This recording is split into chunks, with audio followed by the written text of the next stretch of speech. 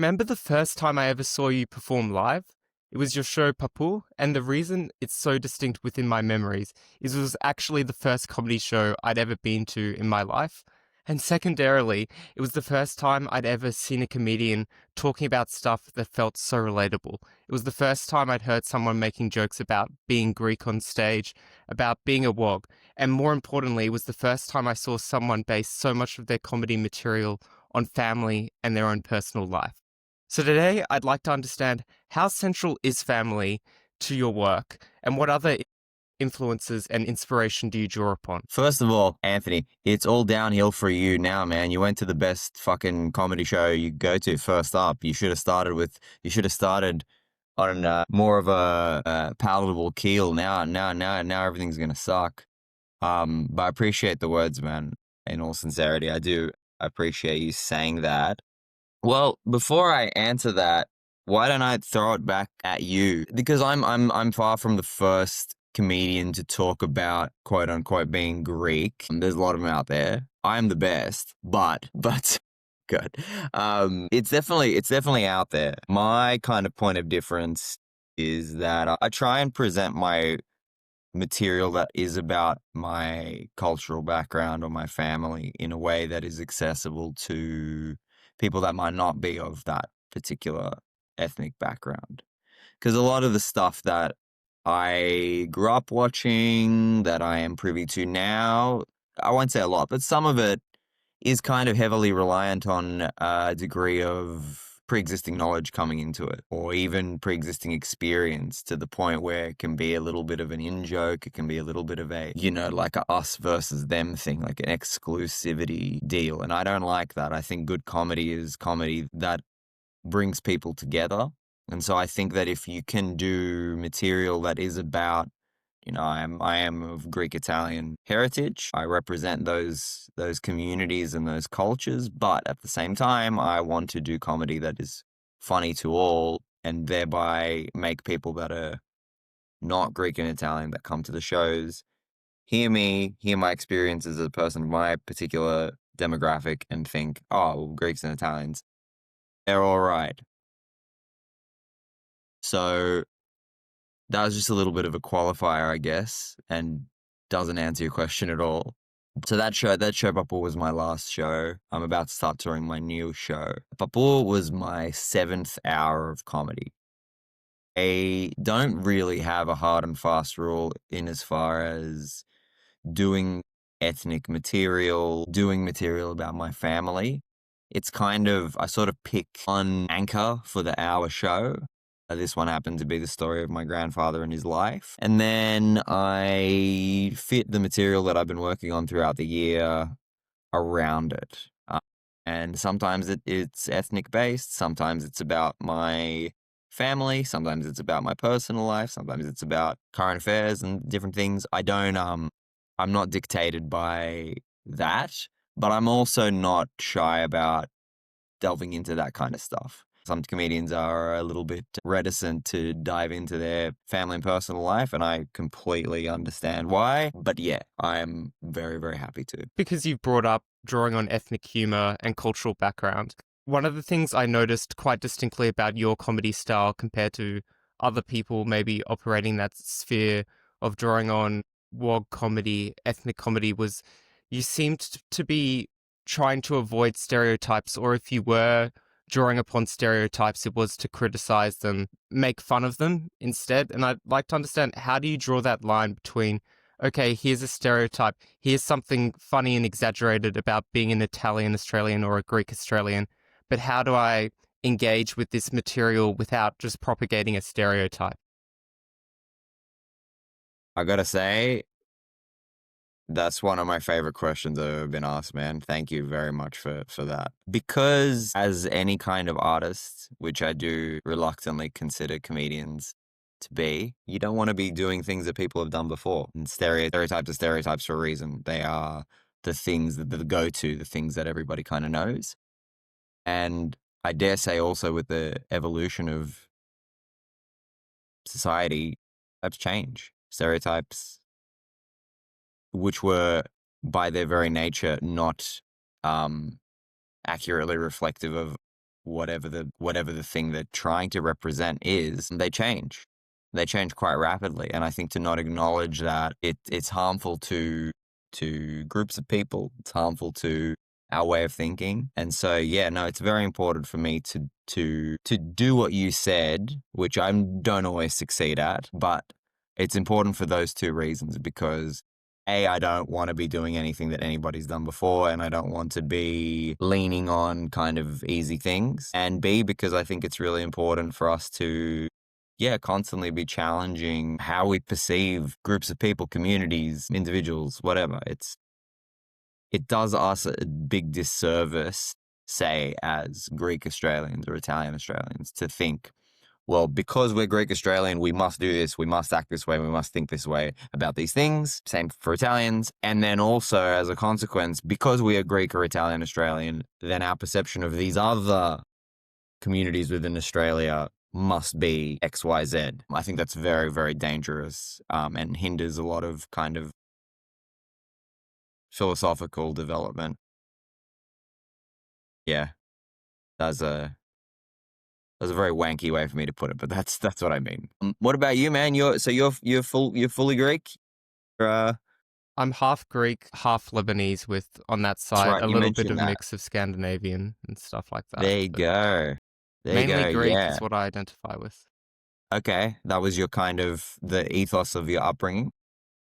Yeah, more so because definitely the family side that was Greek was more entrenched in the culture. They all spoke Greek. Like my dad even lived in Greece for a bit of time. He actually moved to Greece from Balmain when the military junta was in power. And then What a they were like, time.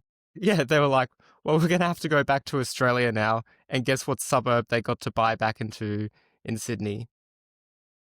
Granville. So a little bit of a downgrade there, but yeah, Yeah, out of the that's frying pan. They're like, maybe we should stay with the junta, but fuck, I actually did a deep dive on the revolution and the junta and everything that happened quite a little bit ago. Because man, you know what's funny? My great grandparents came to Australia in the 50s, and I straight up didn't even know about the revolution, the junta, the everything that was happening in the late 60s, early 70s. I had no idea that even happened. Like my family never even, I didn't even know if they knew about it until I was well into my late 20s. I'm like, wait, what happened? And then it turns out a lot happened. Yeah, it's a really, really interesting and kind of sad period in time. But like you say, like Greekness, because I feel a little bit the same. Like I do speak Greek better. I kind of have a little bit more of a energetic affiliation with my Greek side, although I don't know if you feel this way necessarily, but I've never really considered myself to be like half Greek, half Italian because I don't think you can quantify. I mean, you can blood wise, I suppose, but you can't really quantify how much of your identity encompasses any amount of kind of ethnic influence. So I've always felt privileged to be both. You know, I have access to many different, like I'm many different things. I feel equally Australian, equally Italian, equally Greek. I mean, I certainly don't feel like a Greek or an Italian, but I feel like my being Australian, like Italian and Greek Australian, makes me a special and unique thing. And I think the same of you, despite having just met you. I think we're a different and unique thing. I was thinking about this last night. I was going, I bet he's going to ask me, do I feel Greek? Do I feel Australian? And what I kind of came to was, I don't think I can call myself a Greek, and I don't think I Mm, can just call myself an Australian. What I am is a Greek Australian, and suppose a Lebanese Australian, but that might be a little bit more disingenuous because I don't feel as connected culturally to that, and I don't know the background well enough to call myself that. But I think it's kind of a hard line, and this brings me on to something else I wanted to ask you about today, is I often felt a pressure to kind of prove my Greekness because I grew up in a suburb which was very much Anglo-Saxon white. You didn't see many Greeks around. I didn't actually speak Greek, and I wasn't really involved in the Greek Orthodox Church, so I didn't feel that direct connection to the community. So I always felt through life that I might have to act more like a wog, maybe change how I talk, like become duper, like, and try and actively act in a way that conformed with the stereotypes I might have seen on TV to prove that I was part of the community. And I don't know if you ever felt those kind of pressures growing up, or you've observed people who act like that within the community. 100%, man. I mean, when we are in our, teenage years and early 20s and we are trying to cultivate our identity, which I think is very hard for anybody.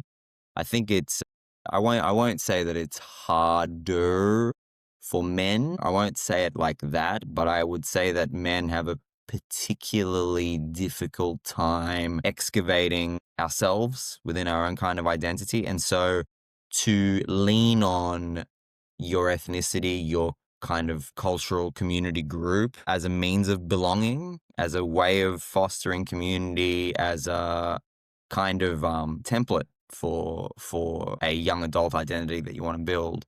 It's appealing and it's straightforward. My parents divorced when I was 13, and my uncle from Greece, my mum's cousin, came to live with us and was like kind of my father figure in my teenage years.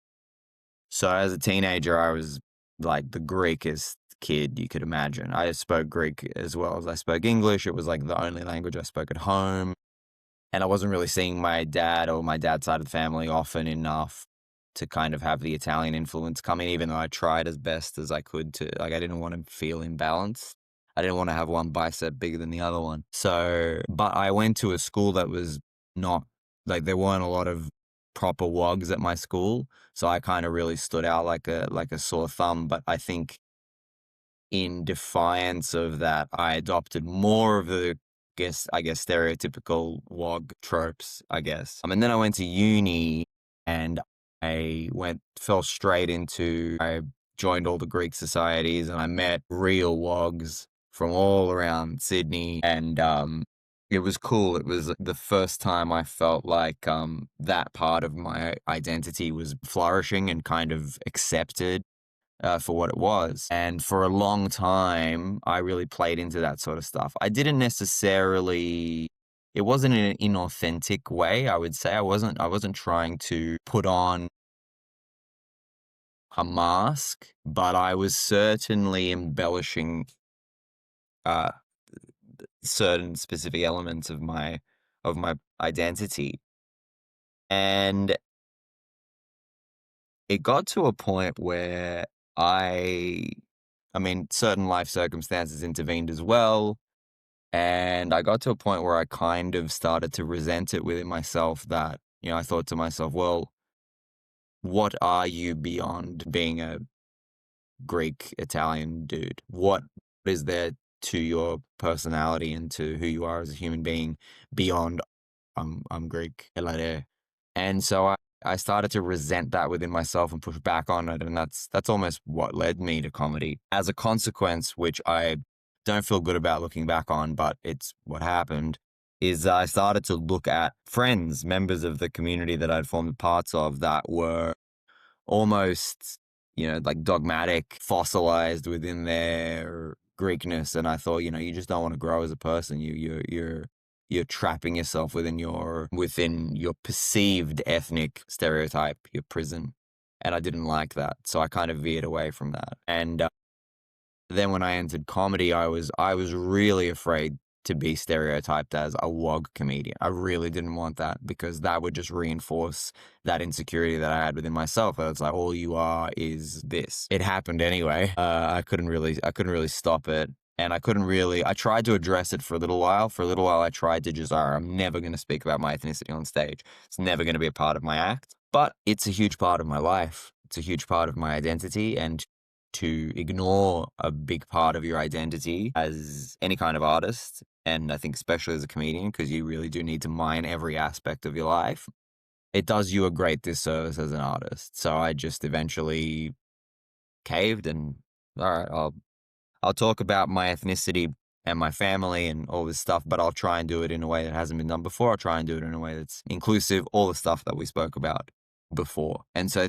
eventually, took me a long time, but eventually I got to a place where I felt balanced within myself about my ethnicity. I don't feel insecure about how Greek or Italian I am in any way. Yeah, I guess going back to what I was telling you before, I feel privileged to be an Australian of Greek and Italian heritage. That doesn't make me. I'm not a white Australian. I'm not a Greek. I'm not an Italian. I am this. And I think that's something that's very important because it's something I bristled against in university at school is sometimes people would look at me and they'd go, okay, he's just another white Australian. It's not the biggest deal. I know when Greeks or Italians or whatever make a fuss like, we're not white, we're Greeks, we're Italians, it kind of seems a bit silly.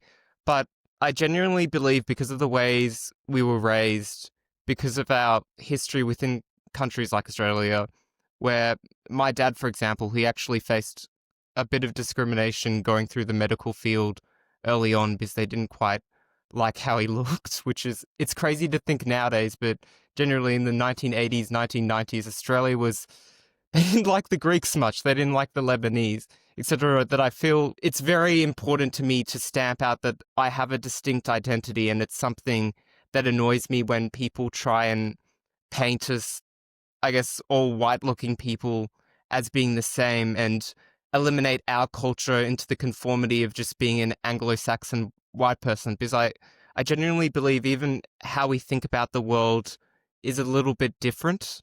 The values we hold are a little bit different. I don't know if you can draw to examples in your life where how you think about the world or how you interact with it is a bit different to say the white Australian stereotype. Oh, man, yeah, 100%. First of all, I'll spoil it here. This can be a little nugget just for your listeners, but I've actually written a book that I'm trying to get published soon that is about this exact issue, whether or not who are wogs and whether or not we are quote unquote white people. So I could go on for quite some time about this topic if you like. But to answer your question more specifically, yeah, without a doubt, the lens that I have by virtue of my cultural background, I would say is entirely different to the Anglo-Saxon Australian experience. But having said that, I'm sure my experience and my lens through life is entirely different to yours, being Greek Lebanese Australian or however you choose to identify. I think I'm also quite a bit older than you. We might have grown up in different areas of Sydney. Like these things are factors in determining the lens and the perspective that we have in life, let alone what your parents' background is, what your grandparents' background is. And I don't just mean in terms of what their nationality or where they were born. I'm talking about, you've got white Australians for generations who we've lived in the same house in Balcombe Hills, you know what I mean? Whereas my yaya's family were refugees from the Asia Minor catastrophe. They came. Well, that's the same. My family's from Smyrna. I'm not sure Yeah, if, my yeah. so my yaya's mother's family were from Smyrna, and her mother was then born in Greece when they because they did the people swap, right? After they did the treaty, they were like, all right, well, all the Greeks that are living in Turkey, we'll send them to Greece. All the Turks that are living in Greece, we send them to Turkey. And then Albanians, Bulgarians, whatever, you can go where you like. And then my yaya's father was born in, I can't remember the name. I can't remember what they call it in Key now. It's Palyakio, because they ended up going to Neakio.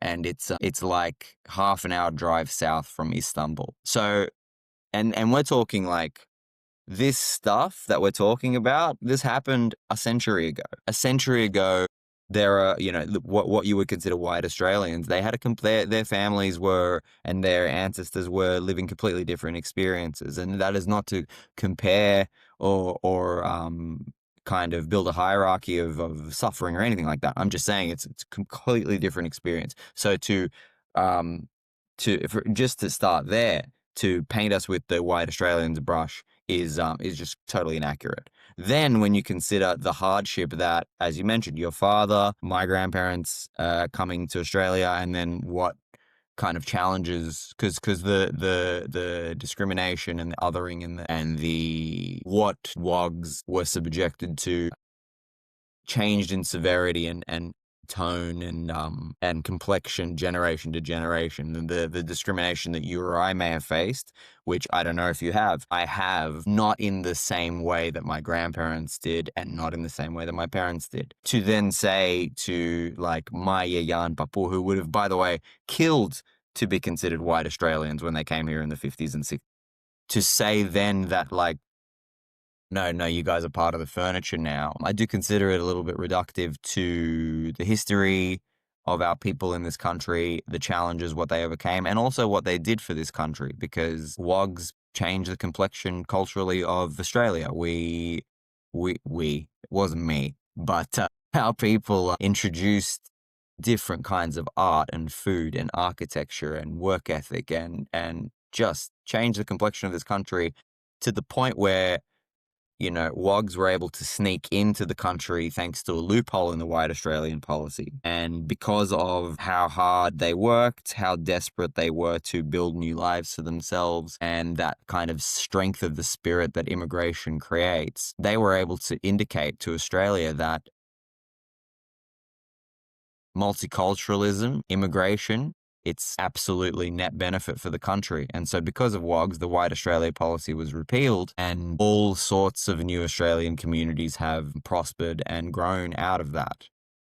So to then turn around and say, oh, I mean, you're white. Yeah, there's no difference between you and Cloud's daughters. It's weird. Having said that though, we are, because what you said before is totally correct. You've got the WOGs that are like, we're not white, what are you talking about? We're Greek. That's very undone by our counterparts in the United States, because Italians and Greeks in the United States very, very much consider themselves white. And I think there's a few different factors there. Namely that to fit into the white umbrella in America grants you a great, great deal of privilege that can be crucial to your life. And the second factor, which I think creates the first factor, is that they have such clearly defined non-white people whose suffering is kind of broadcast. Very, you know, we have black people. We don't see them. We have Asians of all different descriptions. We're starting to develop a lot more of a kind of African and Latino presence. Like the communities are very large to the point where it's like these are another prominent new set of Australians. Do we consider them to be white? I think there's an argument of Latinos, quote unquote, are considered not white around the world. But what is that based on? I have a good friend. He's a comedian. His name is Hoch Diaz. He's Mexican. His family are originally from Cuba. He lived in Europe for a long time. Lived in Barcelona and Napoli, and he's lived in Australia for the last decade. And he's white. Like he's fairer skinned than you and me. In Mexico growing up, he was white because he was white. In Spain and Italy when he lived, he was white because he was white. As soon as he moves to Australia, because he is Mexican, he is not white. It's a really, really weird contextual appellation, and I don't think it's... And the connotations are very, very reductive and dangerous, as you stated initially. There's a book called How the Irish Became White. I don't know if you've heard of it. I think I have. It's fairly famous, I think. Yeah, the basic premise is that the Irish in Ireland were treated as, you know, as scum, as really, really horribly. And then when they moved to America, Irish Americans were put into a new class and were considered white and were absorbed into whiteness as a means of reinforcing slavery and also the genocide that the settlers were committing to the Native Americans.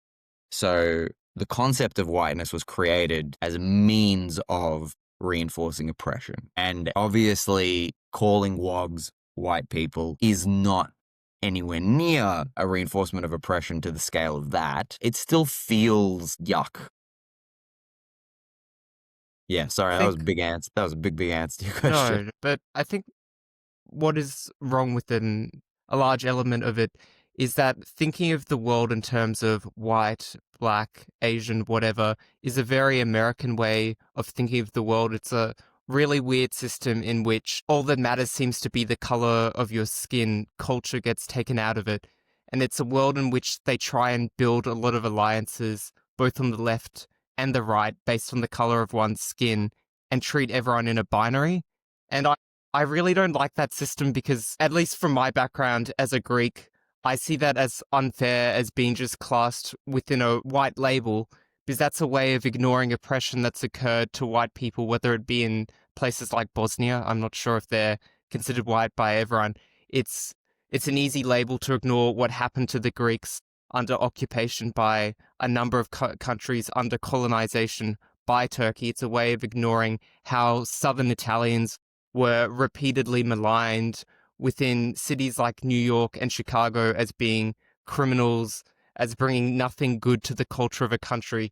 And I think when you start to do that to people, when you start to just ignore what's happened to them in their past, I found that it kind of ticks you off, doesn't it, when you're being told that what happened to your ancestors didn't matter and you're basically just the same as Steve Rogers, who was a Klansman in the South of the United States. That's where you draw your heritage from. That's the people you're part of. And as soon as we start labeling and dividing people into this, you're white, you're black, you're whatever, your history is just this simplified story that we're going to tell you what it is.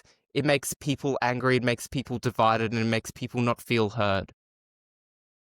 I think you're absolutely right, man. But I will not stand for Steve Rogers slander, all right? Steve Rogers will return in Avengers Doomsday at the end of the year. But there may have been many Steve Rogerses in the KKK. We will have to research that later. You've touched on something before that I really, really like, and I find it, yeah, I find it very, very true and very, very dangerous. Consider this, for example, right? So you are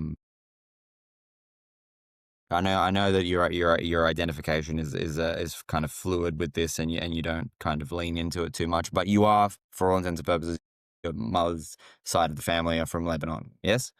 So if you were to go to America, for example, um, you present as a white person, all right? And then people would see your surname and be like, "That's the Greekest shit I've ever seen. You're is Greek, he's white." But if they would then find out that your mother's side of the family are from Lebanon,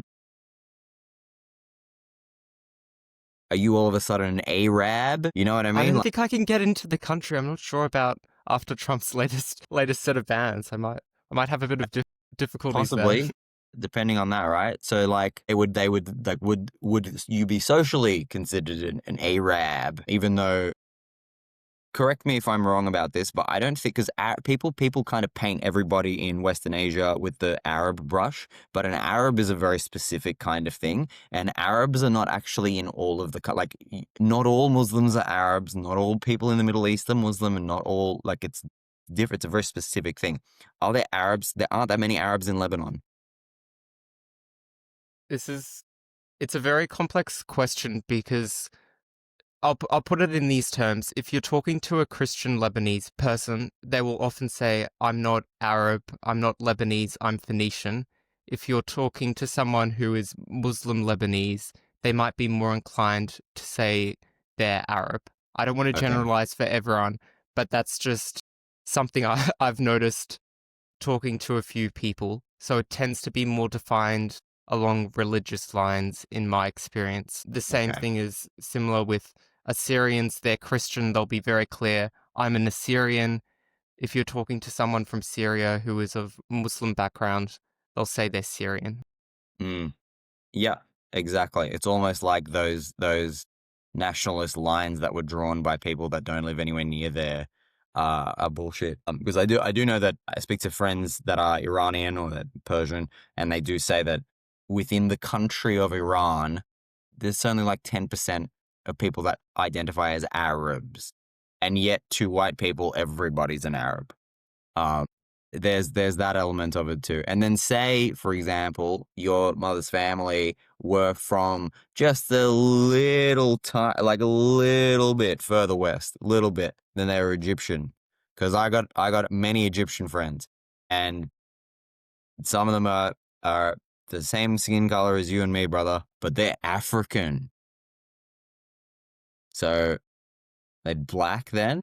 Like how do they fit into the social hierarchy in a place like America? And then how do they fit into the social hierarchy in a place like Australia? Because I know that Egyptians, whether you're Egyptian or you're Maltese or you're Greek or you're Italian or you're Lebo or you're whatever, in Australia, we're all in the same bucket. So yeah, you're totally right in that it is a I actually would go as far as saying that it is a very quintessentially American construct, but it's something that comes out of more historical colonialism as a means of control, as a means of othering, as a means of doing the terra nullius thing, doing the there's no people in Australia, so we're going to colonize it because there's no people there. There's no people.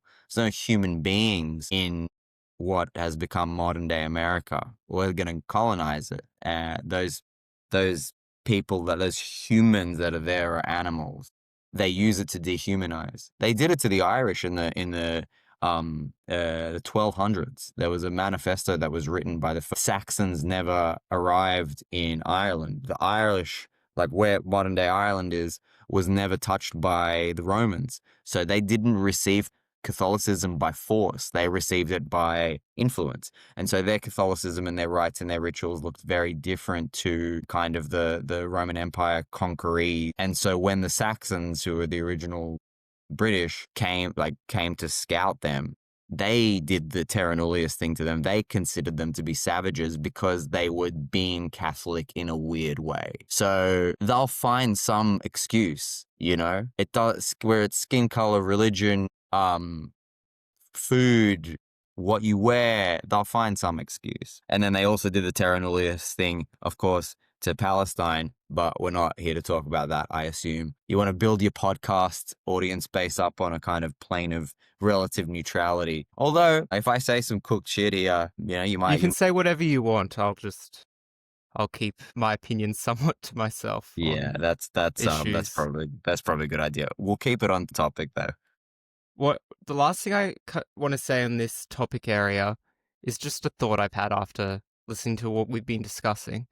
It's what is the real harm and why are they deciding to define Mediterraneans as being white, everyone from Africa as just being an African, everyone from Asia as just being an Asian? And do you think it might be because it's easier to sell products to just one set of group of people when they all have the same identity? Is it easier to sell a particular brand of politics to people when you say it's white versus black versus Asian, when you're saying if you're from this skin color, you think this way, you have the same struggles?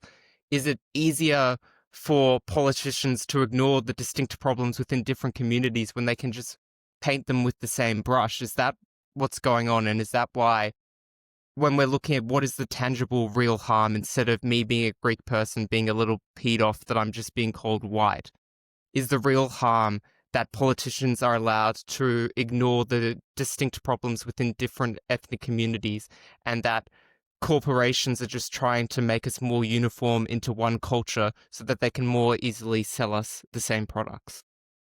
Well, yes. Yeah, the short answer is yes, tick tick tick to everything that you said, but I think you're giving them a little bit too much credit, or perhaps it's more of a broad political thing.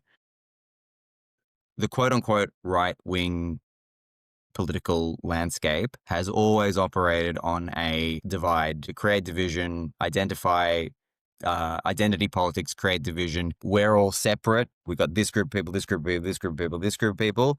Because when in doubt, right-wing nationalist veering towards fascist kind of leaderships, they can very easily say, hey, we're in times of economic hardship, you're all stressed, the world, we're in wars, the world sucks right now, your life is not good.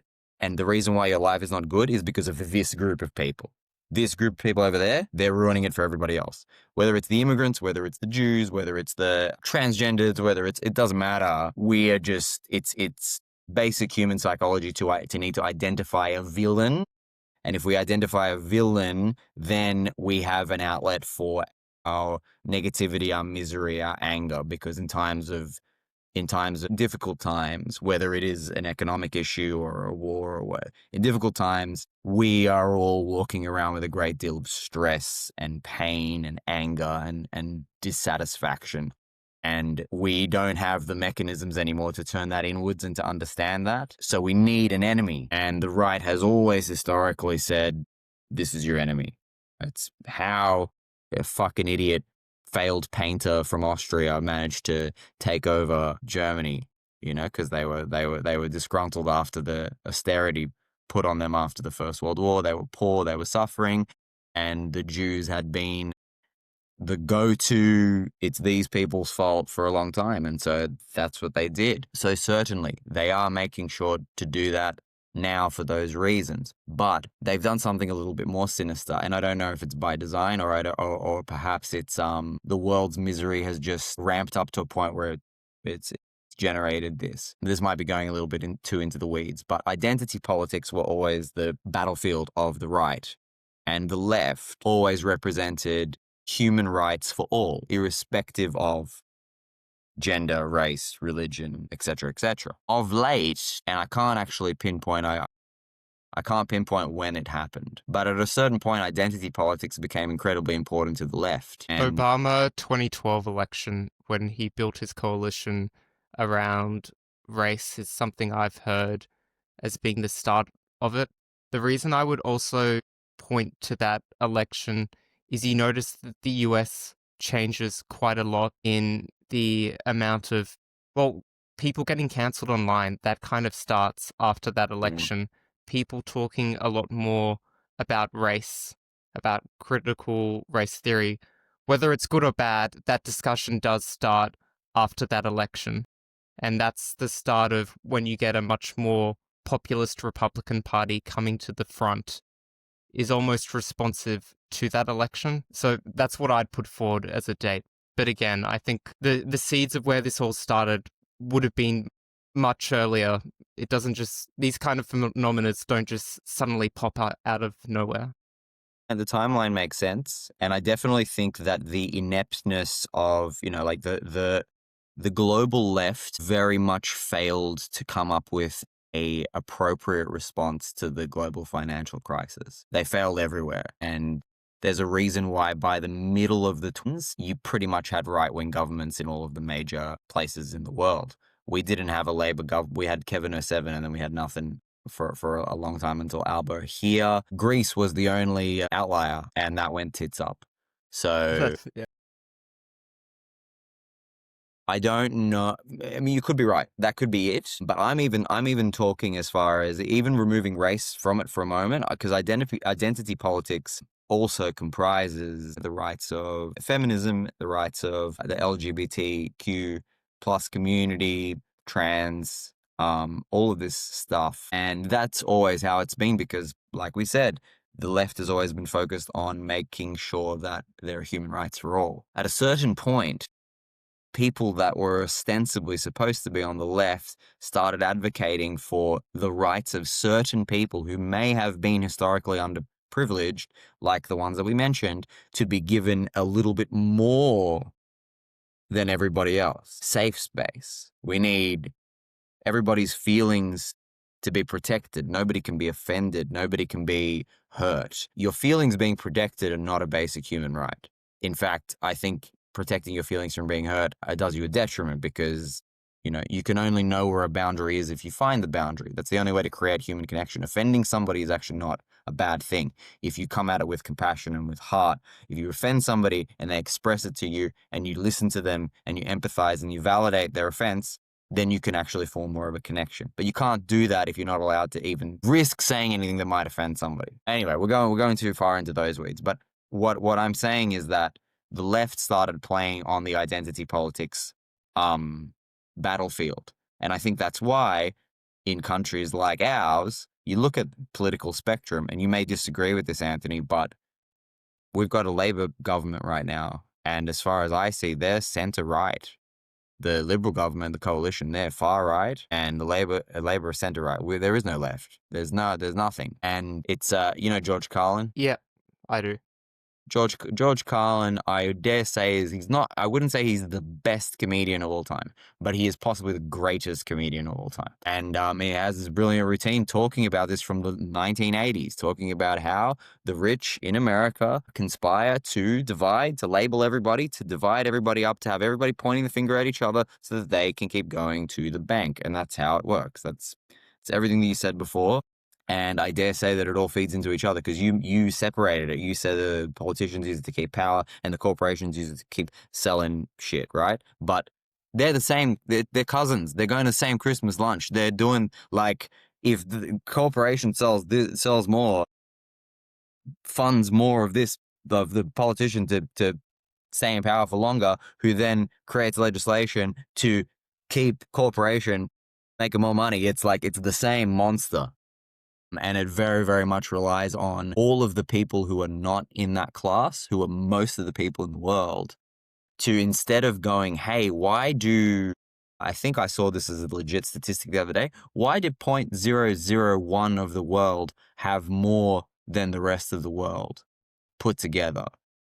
Because if we thought that, if we actually felt it as a global majority, instead of going, it's the Jews, it's the blacks, it's the whatever, then we might go, hey, fuck these guys. We're not putting up with this anymore, but we're distracted. So I noticed something you drew on there is the importance of speech, I guess, and not being as afraid of offense. Mm. There's something that I remember quite distinctly from your show in Canberra. You made a joke. It was a bit edgy, and someone in the audience shouted, "You can't joke about that! It's not okay." She was going, "I'm loving all your material, but you can't make jokes about that." And my question here is, do you believe in comedy there are ever lines you should never genuinely cross? Or is that line always subjective, always changing? Yes, the line is always subjective and always changing. And there is a line, and the line is funny. It needs to be genuinely funny. And meanness can be funny, but love is funnier. There's no funnier moment than when you are with your friends who you love, who you trust, and you just fucking around, and you just, like, because you know that there is inherent goodwill, trust, and love there. And there is no freer expression of joy than when you're laughing in that kind of a context. Comedy, live comedy, should create that exact dynamic. This is my friend.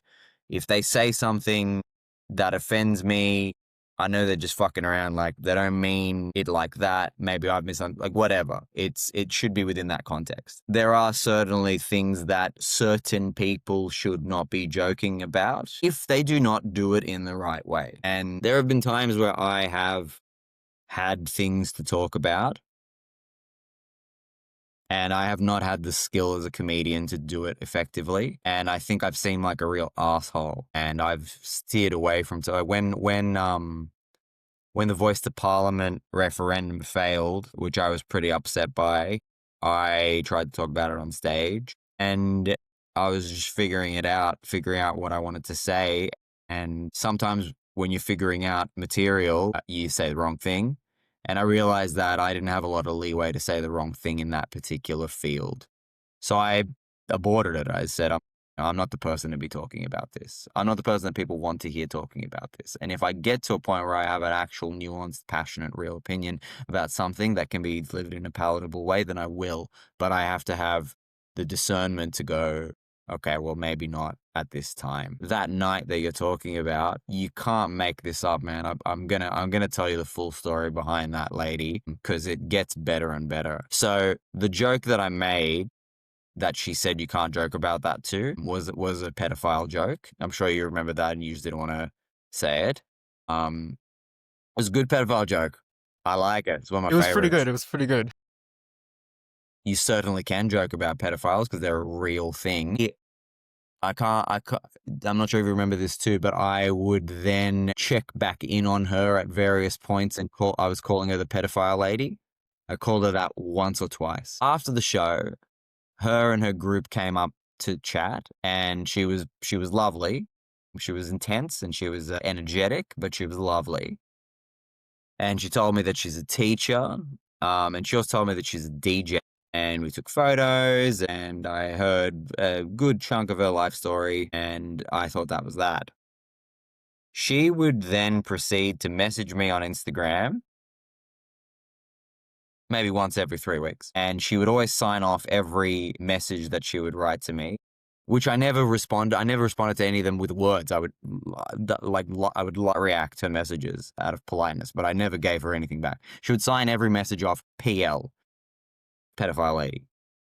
Like, so she adopted the darkness in the end. She's messaging me again and again and again and again. Fast forward to a month ago, I go back to Canberra, same venue, to do a new show. And I get a message from her. Hey, where are my free tickets? I'm like, bro, first of all, if I gave free tickets to every audience member that I had a small chat to after the show, I would be so bankrupt. Second of all, you, well, you're entitled to free tickets because why? So I didn't respond, and she ended up not coming to the show, which I was quite disappointed by. I thought, I thought we were friends, man. I don't know what happened there. There are a very interesting range of people that come to my shows, all of whom I am very grateful for their time and their evening, and I mean that genuinely. This is a hell of a tangent from your original question, Anthony, but I think it bears saying that, I've been doing comedy for 8.5 years, and, I'm not like a famous person. I'm not like a name on television or anything like that. And I also don't feel like any kind of authority on anything, or like I'm a really, really good comedian at this stage. So I'm so blown away and grateful, and I try and remain as cognizant of this as possible, that people block out a night and spend money and get babysitters and make dinner plans and wrangle friends and actually plan their entire night around coming to watch me talk about pedophiles for an hour. So I'm very grateful to the PL and to you and to everybody else that comes. I just don't know free tickets. So, another thing I'd like to ask you about is a comedy scene which is directly associated with offense and Mm. walking that fine line between saying something that's actively racist or just making a joke which is offensive, and that's the Austin comedy scene, which has often been labeled as being deliberately provocative or offensive. What's your thoughts on this style of comedy, and where do you think you sit within the spectrum of a comedian who leans into offense, into those edgy jokes, and someone who's more, I guess, cautious about what kind of topics they're willing to discuss? I should qualify all of this by saying that I've never been to Austin, and I don't want to speak on. I understand that there is this burgeoning reputation that the city has for that. I have heard points to the contrary. I have heard people say that it's not true, and I think there's probably a little bit of the stereotype has probably been perpetuated a little bit by anti-Joe Rogan people, because Joe Rogan obviously moved to Austin during COVID and opened up the Comedy Mothership, and it's the biggest club in Austin, and there's a broiness edgelord ethos to Joe Rogan and people that circulate in his orbit. So I think that that's probably overblown. I'm not saying that I am or am not a Joe Rogan fan, by the way. I used to listen religiously to Joe Rogan's podcast when I started comedy because I wanted to listen to comedians talk about their experience.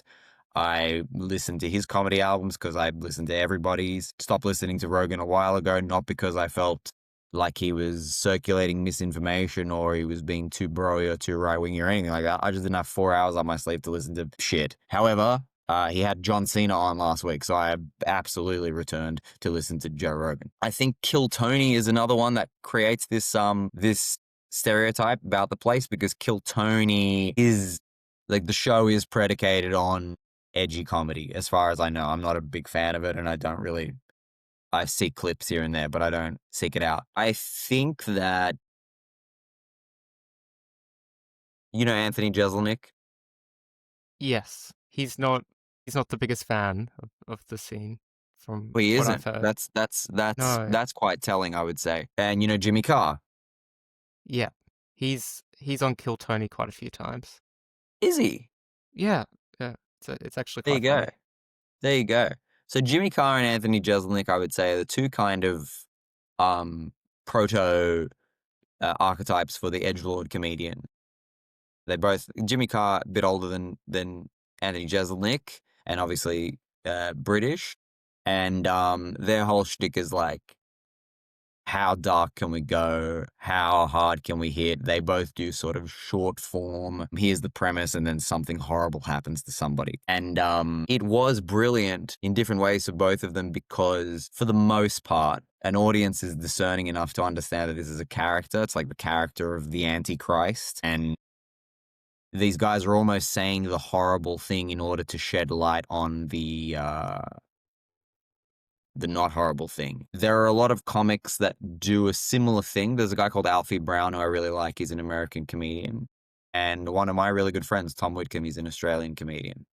And how I would describe them is that they do left-wing jokes in a right-wing way. So if you really listen and you're discerning, you can understand that what the view that they're presenting with these jokes is actually quite progressive. They're just doing it in a purposefully jarring way.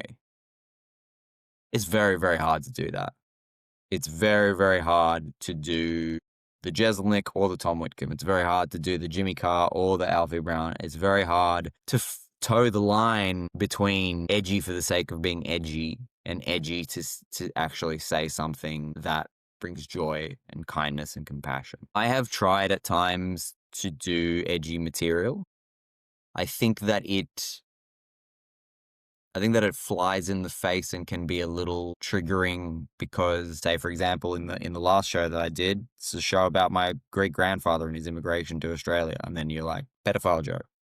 And at times, if you do it sparingly enough and effectively enough, it provides that chiaroscuro, it makes that contrast, and it works because you've built up enough goodwill and it's okay. I certainly would not do material that is edgy just to upset people. And I think people do that. It's not comedy. Comedy is a shared release of elation. Comedy is a thing that brings people together in joy. And so you can use edginess, push boundaries, and some people will get offended because a lot of people are really dumb. Yeah, you have to understand that dynamic. And man, it takes a long time to really clue into this stuff. I've clued into it conceptually. You may watch my new show and be like, hey, this guy's full of shit, because it's a lot harder to implement and be kind of self-reflective about it. And because of that, you get so many young comics and you guys coming through open micers that are just like good joke writers, but they don't understand. Like they think Anthony Jeselnik was legit. They think that's how that guy actually feels about things. They think that he likes rape and the Nazis, and so they push that, and they do that, and it can be pretty gross. And also, bringing it all the way back to what we were saying before, people need an outlet for their negative feelings. People are angry, people are sad, people are frustrated, and people need an outlet for that. And people need to identify a big bad guy. And sometimes you do convince yourself that you hate women. You do convince, not you, Anthony, and not me, Thank you. Anthony, either. But sometimes people do, they do fall into those holes, and they do, it's all women are this, and all men are this, and all trans people are that, and all Jews are that, and all blacks are that. And it's like, how likely is that, just statistically, just on a mathematical level? How likely is that? Or is it more likely, as a basic psychological tenet, that you're disgruntled and you are hurting and you don't know where to put that hurt? I think the way I heard this said on when you should be making these edgy jokes or these offensive jokes is a lot of it has to do with your intent. So if someone's just getting up on an open mic and they're going, they've seen on the Instagram reels, if I say something a bit racist or offensive, or I use ethnic stereotypes, I'm going to get a lot of traction. And the only reason I'm making that joke is to try and blow up my socials, create controversy. If that's the reason you're making the joke, that's when that joke's not okay to be making. That's when you're doing something wrong. You're fueling the hatred and you're fueling the stereotypes to make money, that's probably morally not the best thing to be doing. But if you're making the joke, which is offensive, it's edgy, but it's to make a broader social commentary, and that's your intent, and it's to make people laugh through realizing maybe what their preconceptions are, what maybe their racisms are, or the things they believe about the world that aren't actually true. If that's the intent of your joke, that's when it's good to be making the joke. I think that you're right. You've actually just made me think of something that I don't think I'd given enough. I don't think I'd put enough thought into, because you're right. Intent is the name of the game. It is very, very difficult to illustrate intent in a short form video, for example. And if you have a short set, if you're going into a comedy club and you've got 5-10 minutes, they don't know who you are. It's tough. And to just come out with the racist whatever, I mean, you can do it if it's a good enough joke and people go, whoa, then you're signaling intent for the rest of the set. But it's risky. But then what I hadn't actually thought about was this, because I wouldn't come out like that pedophile joke that I did during the Papu show. It's halfway through the show. It's over halfway through the show. I'm not coming out with that at the start. You have to earn the goodwill, and in earning the goodwill, you illustrate that your intent is to tell the story, is to, your intent is very, very clear to most people. But then what happens is comedians will, because it's all about the clips, take great social media, you go short form, quick clip, put it out there, and then give people content to consume to fry their dopamine receptors and repress their feelings. So we will take then the pedophile joke. We will extract the pedophile joke from the solo hour. We'll take it out. We'll clip it into a 30-second clip. We'll put it on the internet. It will be completely without context. The goodwill that I've built up in the show itself is not there for an audience that's just looking at it. And so that leads to one of two things. People watch that joke without the context and they go, I hear that there are people laughing in the room, but that's not funny. That's offensive. I don't like that. I don't like this guy. Move on. Or when you are a disgruntled person who is looking for confirmation bias for I do hate women, or I do feel this way about this group of people, and you see an edgy joke that's taken out of context, and then you hear a room full of people laughing at it because in the context of the video, it's in the middle of the show and you've built it up, that almost validates that negative feeling. That almost, within the heart of the disgruntled person, that almost makes the negative feeling and that person think, I'm right. A room full of people laughed at it and agreed and validated how I feel. I'm right. And so you've made me conscious of a danger there. I think that's the whole thing about modern society, is that we've got so many people on Instagram, so many people on YouTube, so many people even putting up content on Netflix now, because there's undeniably a much larger array of content, that you've got more people shaping the culture of society and more people getting unique forms of their content. So not everyone's getting it from the same spaces. So it becomes much easier for people to go down their own tunnels, feed a self-repeating cycle of just feeding the same thoughts. So I guess for people who create content is the importance of being very conscious about what kind of perspectives you're pushing onto people and what the effects of it are. Because I think a lot of hatred, at least from what I've experienced within society, what I've seen is the media seems to be derived from people, someone listening to someone on their social media saying something hateful or something misinformed, and then people starting to internalize that belief and act out upon it on society. So I guess the duty becomes upon people like us is we have an active role in being able to stop these kind of actions occurring in society by putting out loving messages, by putting out informed messages and being very careful about how we articulate what our beliefs are. Yes. Yes, that's true. I think that's inarguable. However, the other side to the coin is this. I'm a full-time comedian. I gotta eat, bro.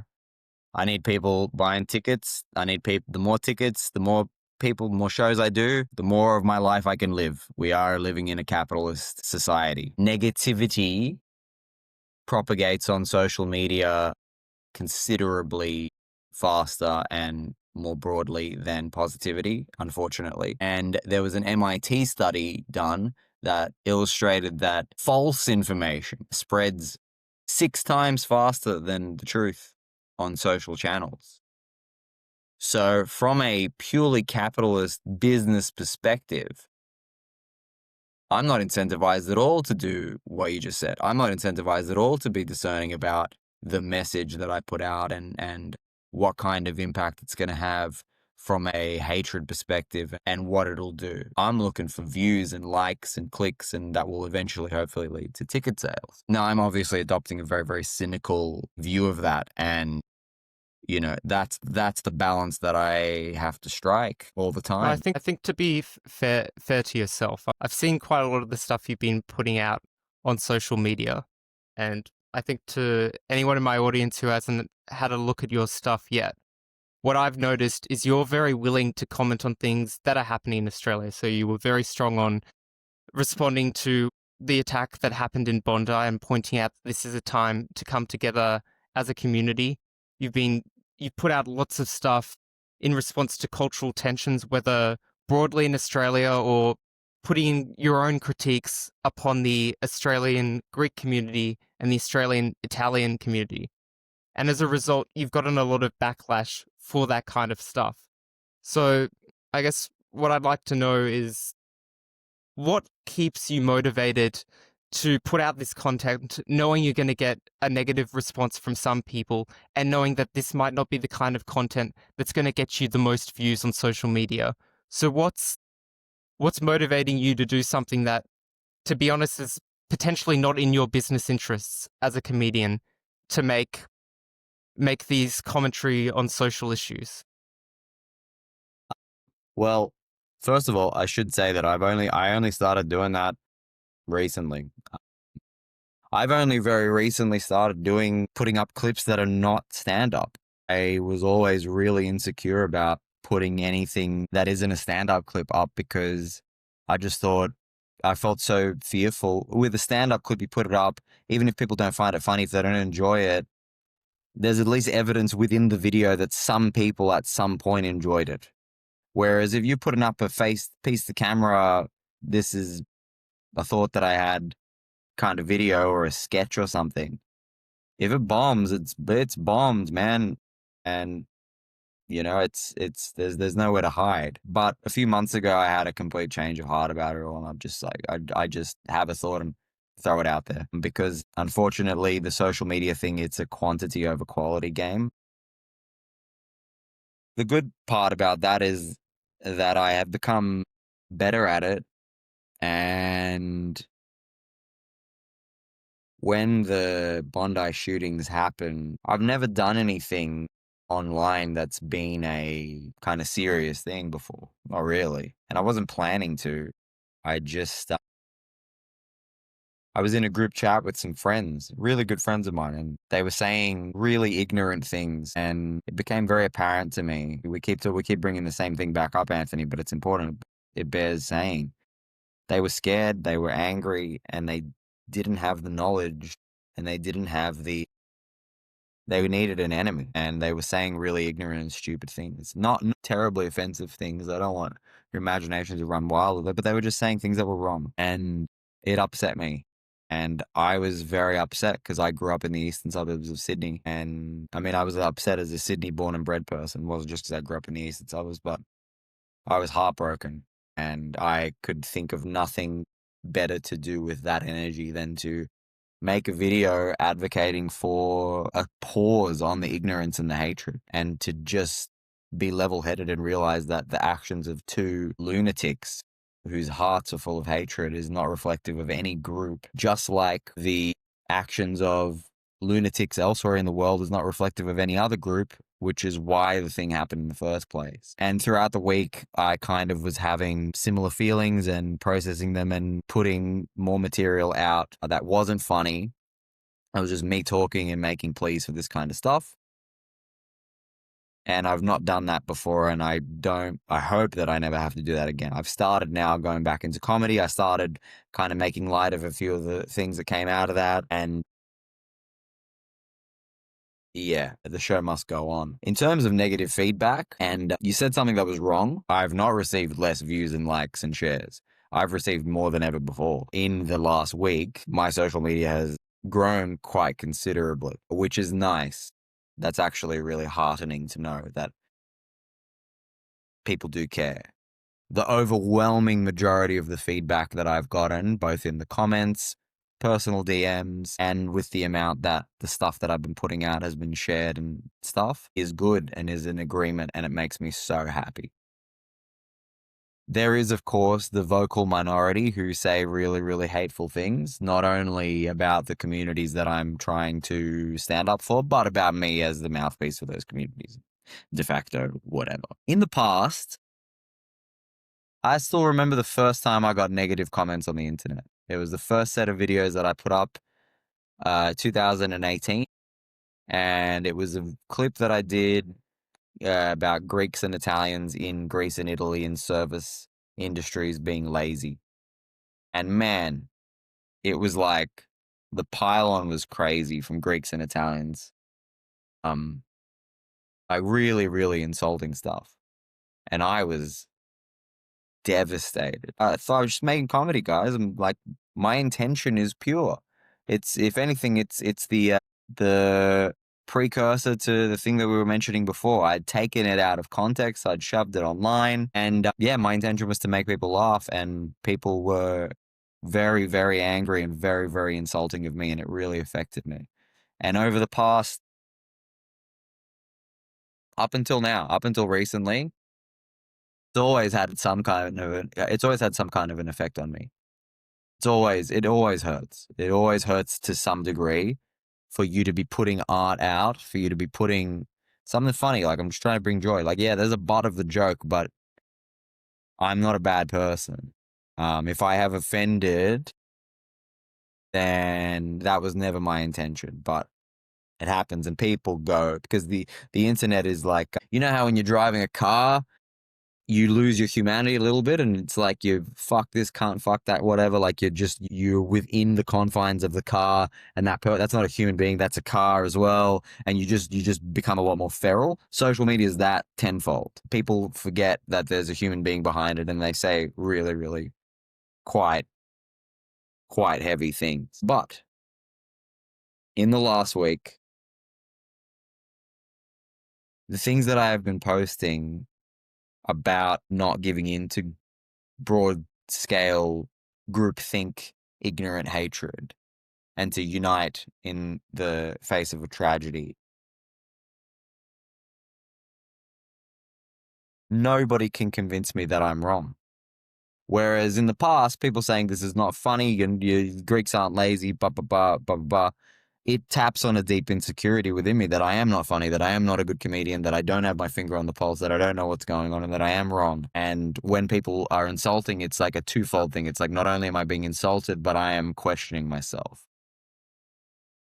No amount of negativity, no amount of mean comments, no amount of backlash to the stuff that I had put up in the last week will convince me that I'm wrong, because I'm not. And so because of that, this is a new feeling for me. the people writing, well, there's a reason why a big percentage of the terrorist attacks in the world are done by Muslims and blah, blah, blah, blah, blah. No, no. You're, you're, you are feeding the monster. You are doing exactly what I'm asking people not to do. And those people, I'm never going to get through to them, and I never intended to get through to them. It's their responsibility to unravel the misery that has engulfed them. But I wasn't always politically interested. I wasn't always, there's for most of my adult life, or at least for my young adult life, whether it was politics, economics, history, global affairs, I couldn't care less. I couldn't find a way. It was either my life or soccer. I didn't care about anything else. It didn't take epic political events to ensnare me. It didn't take, gripping leaders with big stirring speeches. It didn't take any of those things to reel me in.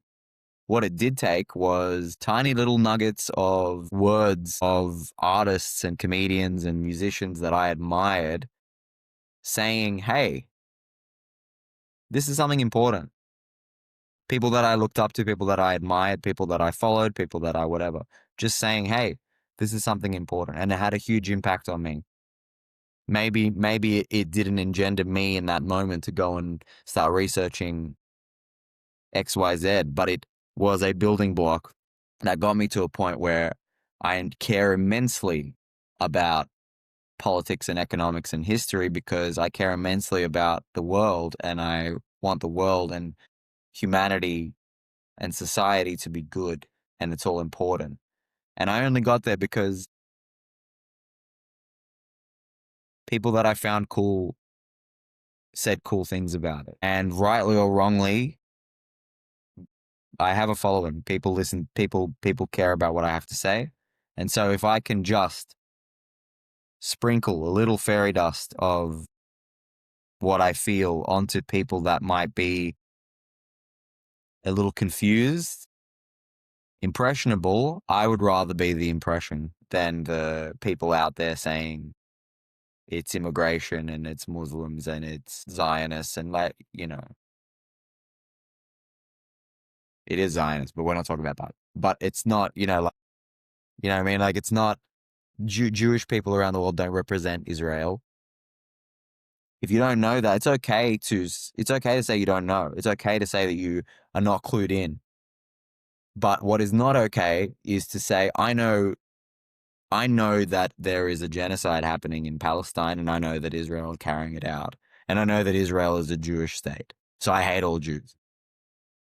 That's not okay. That's crazy. And yet, here we are. I've taken so long to answer this question. I'm so sorry, but No, it's an important question, and it's good yeah, to have time to articulate exactly how you feel on the issue, because I don't yeah. think with questions like this, I think it's reductive to just give a short answer, because the topic is deserving of more thought and more input, I would say. But to end today, I think we've talked about a lot of topics which are quite heavy, quite intense. So I'd like to end on something which is a bit lighter and a bit happier, and that would be, which kind of comedians have you looked up to through your life who you think have influenced you, or particular comedy shows, maybe, for example, that you look to as a young kid or a young adult and were like, this is why I want to do what I do? The first time that I saw stand up was they did a DVD release in 2003 or 2004 of Eddie Murphy's Delirious and Raw from the 80s. And I'd never seen stand up comedy before. And I watched them with my dad and my uncle when I was 11 or 12 years old. And I was like, holy shit, this is the coolest thing I've ever seen in my life. And stand up was just, yeah, it was the most amazing thing to me. In the years that followed, Carl Barron started releasing a lot of DVDs, and we would get them, and then they were great. They were pivotal. It's like seminal to me. The WOG comedians, who you've never heard of, but Joe Vardy, George Capanaris, Simon Palomares, they did a tour of a show, like a ensemble show called Il Dago in the late 2000s. And it was the first time I went to live comedy. They were, it's, to your point before, they were talking about wog shit. I had never heard, like I was going at 17 years old, and I had never heard. It was like Eddie Murphy, but talking about my nonno, you know what I mean? It was unbelievable. So I dare say that would be the kind of early influences for me. And then thereafter, it's like once the stand-up bug has got you, you get pulled in many different directions. George Carlin was one where George Carlin I got heavily into before I started comedy, just before I started comedy, and I was really, really moved by towards the end of his career, it barely become comedy. It was like political commentary, historical commentary. Yeah, it was a lot of that. It was funny, but it was that. And he was saying things that in the 80s and the early 90s were outrageous, which is like the basis of the social analysis these days. So he was crucial to me. And then you get Chappelle, Louis C.K., Bill Burr. You get into all the heavyweights. These days, I consume everything and everyone. It's a study. It's a pleasure. Yeah, like there's too many to name for you. Sorry, I can't. There's just so many. Are you a fan of Shane Gillis? He's one of my favorite currently. He did a really I good would bit on say Australia. I would say Shane Gillis is probably the best comedian today. As of right now, I think he's the best working comedian. I think he's amazing. I think technically he's the current number one. Well, hopefully we'll see an Australian number one and a Greek Australian number one with Anthony Locascio. So the last thing I'd like to ask you is, where can we watch your show? Where can we find tickets? And what is it called? Well, I pulled the show that you saw a few months after I played it in Canberra, where you saw it. I filmed it at Enmore Theatre, so that's available now on my YouTube. I've got a mini kind of surprise special that I did at the Sydney Fringe Festival a couple of months ago. It's coming out on December 27th, also on my YouTube. And then in 2026, I'm going to start touring my new show, which is called The Divine Comedy. I am doing Perth and Adelaide in February. I'm doing the Melbourne Comedy Festival in April. I'm doing the Sydney Comedy Festival in May. Then I'm going to Athens and Thessaloniki to do the show in June, which is very exciting. And if all goes to plan, I will be touring the show in America in October next year. There'll be plenty of more Australian dates if you have listeners that are in cities that I did not mention. They just haven't been finalized yet. But yes, The Divine Comedy is my new show. I won't reveal too much about what it is, but I hope to Okay. see lots of people there. Bro's got to eat. The last thing I just noticed there was you're doing a show in Greek. Obviously, for people who don't know much about Greece, they happen to speak a different language there. It's called Greek.